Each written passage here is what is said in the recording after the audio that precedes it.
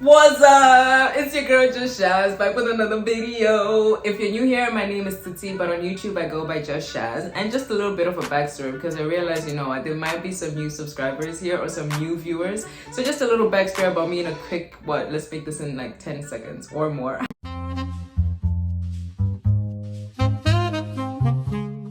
So I go by Just Shaz on YouTube. I'm originally from Zimbabwe. Shout out to all my Shona peeps out there. I'm originally from Zimbabwe, but my family and I moved to the Kingdom of Eswatini, aka Swaziland, when I was 10, and then we lived there until like literally a year ago, or if not a year plus now, since we're in 2023. We moved in 2021 to the UK, so the parentals are now in the UK. But basically, Zimbabwe for the first 10 years of my life, Eswatini for the next 12 years of my life. I came to college in 2018 and I just graduated in May 2022 from a US college. And that's been 9 months ago, which is crazy because how has it been 9 months? But then I started my first full-time job in the US 6 months ago. So that is crazy. So that's just a little backstory because today's video, we are talking about the things that I've learned since graduating. Which is wow, guys. Post-grad life is interesting. I'm not gonna lie. So we're just chilling in my so-called YouTube space, which is just aka a room in my apartment. And if you haven't seen my moving into apartment video, it's up there. I'm gonna link it up here somewhere. Tune into that and then come back here or watch this first and then go there. Whatever you do, point is today we have even notes and we're talking 6 lessons I've learned since starting a full-time job for the last 6 months, or we'll call it lessons I've learned post-graduation. Let's just call it that. Anyways, I don't know why I'm being weird. It's probably because I haven't done a sit-down video in forever, but we're really trying to get to that 1,000 subs. So one of college is just a weird time. Let's just start there. College is a weird time because this is literally 4 years of living on campus, right? You're living on campus. You're forever surrounded around people 24/7. Literally, you can just walk out of your room. I remember I'd walk out of my room even without a plan, and then I can just bump into someone and be like, "Hey, do you wanna go to the cafe on campus and just grab a quick chat?"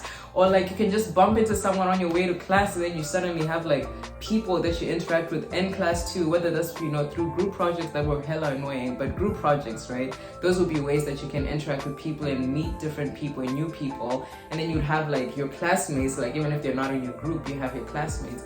But then now, post-graduation, adulting, guys, this idea of friends, wow, you really get shown flames. You literally get shown flames.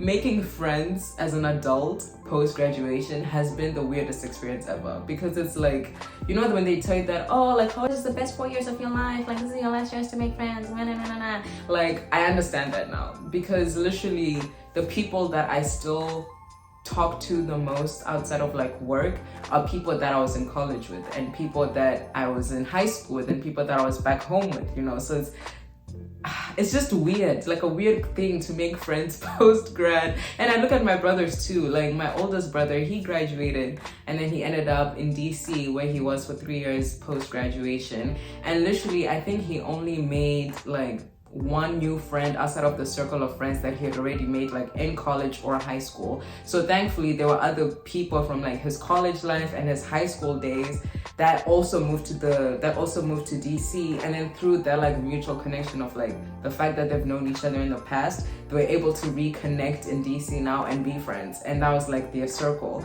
And then that's just how it was. And then for those 3 years he was literally flourishing. He met a bunch of DC because DC is a bigger city, but then the core people in his circle were literally people that he was either in college with, in high school, and those are just his friends. And I'm seeing that too now. So making friends, I feel, as an adult is just so weird because you're suddenly outside of that bubble of being surrounded by people 24/7. And then you kind of now have to be intentional about who you make friends with. It's do I make these co-workers my friends? Are they just co-workers, or are they also my friends? Are they co-worker friends? I still talk to some of my friends who are making friends is weird because you now have to be very intentional about the fact that I want to be your friend. It's no longer college where you can just walk out of the door and suddenly bump into someone. You'll be oh, you're cool. I guess we have the same interests. Let's talk. You kind of have to now be intentional. Hey, after work, would you like to hang out on Saturday? For me, I know, like, I just feel weird going out somewhere to a restaurant and seeing people that I've been seeing at work Monday through Friday. At that point, I'm like, I'm just seeing you too many times. I'm with you for 8 hours a day, like 5 days out of the week. Why do I need to see you on a Saturday and Sunday again? You know what I mean? But then when those are the only opportunity you have to make friends, it's like you can't have that thought process now that, you know, I'm seeing you Monday to Friday, so I shouldn't try to see you on weekends, because if those are the only people you're surrounded by, like, what must you do? So yeah, that's just, I know this was a long blurb, but basically making friends in adulthood is weird, and you have to be very intentional about it, and also very intentional about following up with the people that you were friends with, like in high school / college, because now you have to be like, you have your life there, I have my life here. You now have to be intentional about, hey, can we have a call at 8 p.m. on this day? And then yeah, this is what you have to do. So kind of tying into how making friends is weird, there's the whole thing of loneliness that comes post-graduation too, because again, in that same theme of you're moving away from having people around you all the time to suddenly it just being you.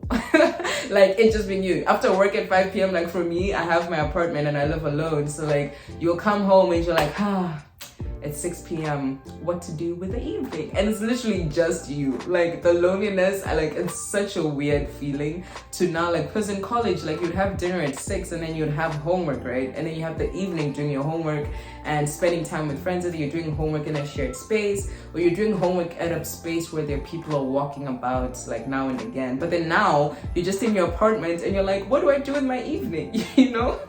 I mean, this is why you need to have hobbies and things like that, like things to keep you busy, or even things to not keep you busy. Like, sometimes I just come home and I watch a series or I watch an episode of something, and if I feel like getting on a call, like I call my mans and then we like talk and things like that. But it's just a different level of interaction with yourself, and that's where like the loneliness factor can come in, when you've suddenly gone from always having people around to now literally not having anybody around anymore. So then that's just, I don't know, it's just a weird transition. We're talking about transitions here, so that's just a weird transition that I know I definitely felt. And like, going off, that takes us into the third point, right? The third lesson, or things that I've noted in, you know, post-graduation and working full-time and having an apartment full-time.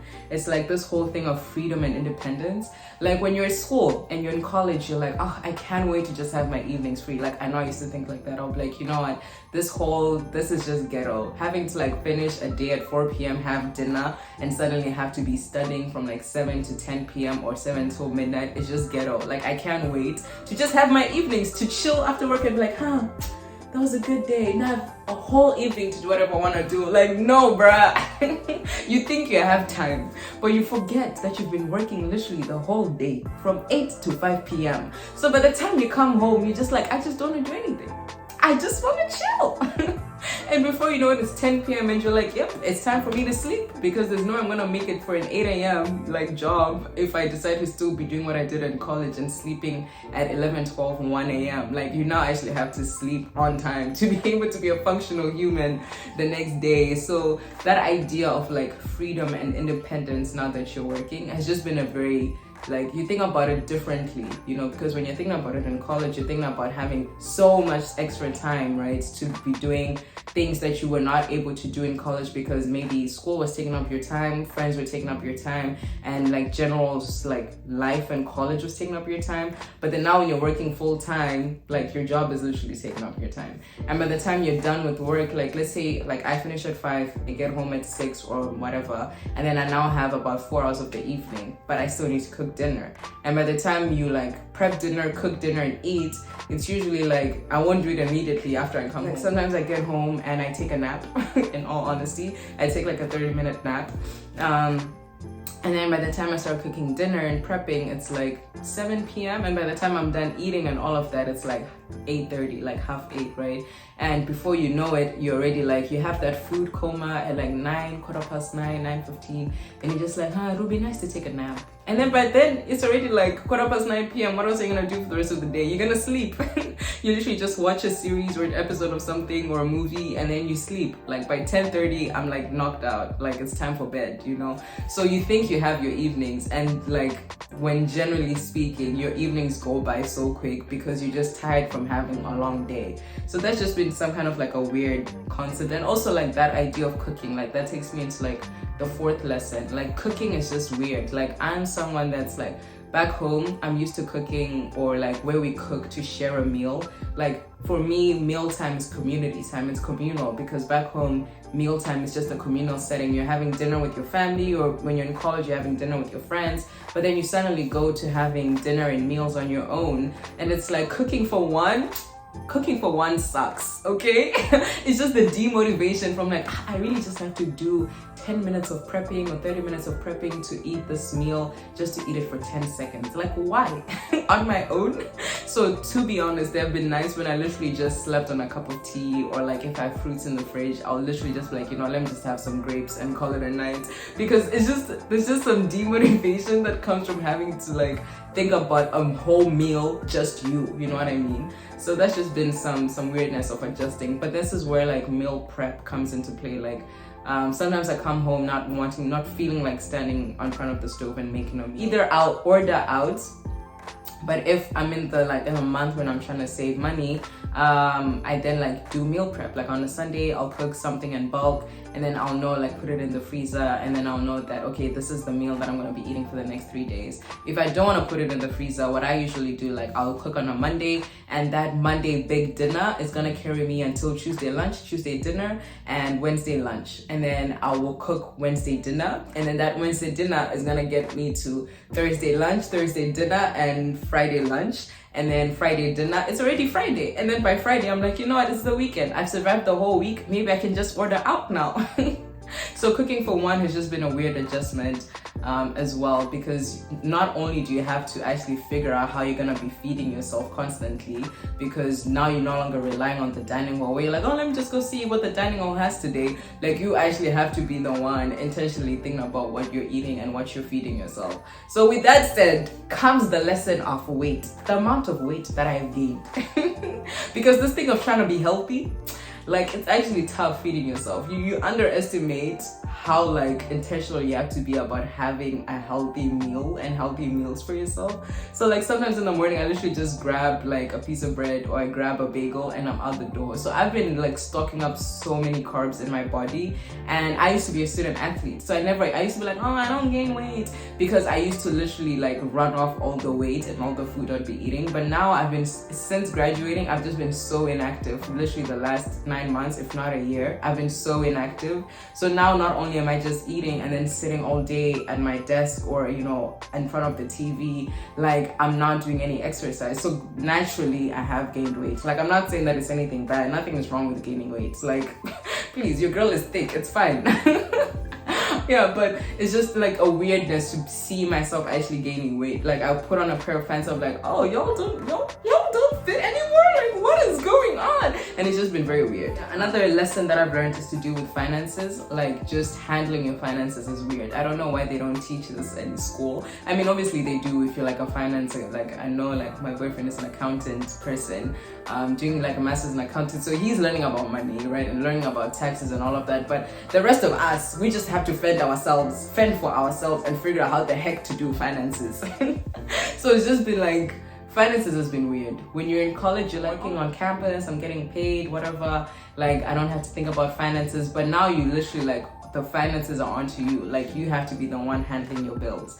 You have to be the one figuring out how you're gonna feed yourself and still have money at the end of the day. You have to figure out how the heck you're gonna save. You have to figure out how much like you want to budget for things. So like budgeting. So I'll give you the plug. The plug for me, if you're in the US, is this app called Rocket Money. Rocket Money, it literally, like, this is not sponsored. One day we will be getting sponsorship, okay? But for now, this is not sponsored. This is just me giving you a tip because I like you and I'm trying to save your life, because it's saving my life.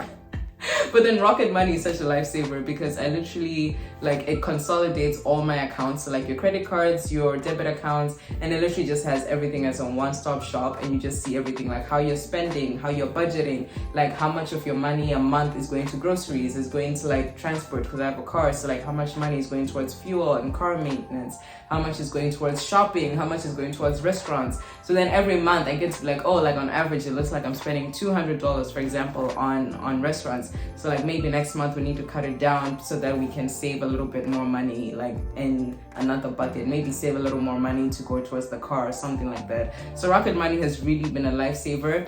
look it up. I know other people are using Mint, so like there are different apps that you can use to like help you manage your finances, but I strongly encourage you to find an app that helps you manage your finances, because you don't realize how much money just goes out, because you think, oh, now I have an income, I don't have to worry about money. Like, no, you have an income, but you literally have to like figure out like where's your money. So managing finances has been weird. So but even in talking about finances, I think it was maybe 3 months in, I was waking up for work and I just felt like I was in an existential crisis, to be honest. Like, is this what life is? Me just going to bed, waking up at 8, going to work, coming back tired and wanting to sleep, and then we repeat the next day. Like, it just felt like life, there was something bigger that had to happen in life besides just waking up to go to work and working to go back home, you know, to pay the bills. Like, a job has to be just beyond paying the bills. And time moves so fast, guys. Like, time moves so fast, because the thing when you're working Monday through Friday, 8 to 5 or 9 to 5,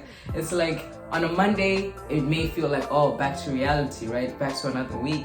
And then by Tuesday, you're already like, oh, I can't wait for Friday. And then before you know it, if you keep saying, oh, like every week, you're like, oh, I can't wait for Friday. Oh, I can't wait for Friday. You don't realize that every Friday is the end of a whole other week. And before you know it, it's been 2 months, 3 months, and you're like, wow, like how have I been in this job for 6 months already? And it's not even because the job sucks or anything. It's because like time is just moving, because you're literally just looking forward to your time of rest, quote unquote. And you don't realize that in constantly being like, I can't wait for this day, I can't wait for this day, like time is just moving. So that's just been a weird concept as well, just seeing the way time moves, and just that existential crisis of like, am I just living to work or am I working to live? Like, literally, like, it's like, am I just going to work to make money so that I can pay bills and do it all over again the next month? And the way that I thought to get myself out of that loop was just to be like, okay, like I have to put money aside and save, so that maybe once a month I take myself out on a really nice date, or like go on a really nice date with my boyfriend, you know, and just do something with that money besides saving it and paying bills, you know, so that you actually have moments of, I don't know, moments of feeling like you're not just living to work, but that you're working in order to like live, you know, and to actually have really soft life. You know what I mean?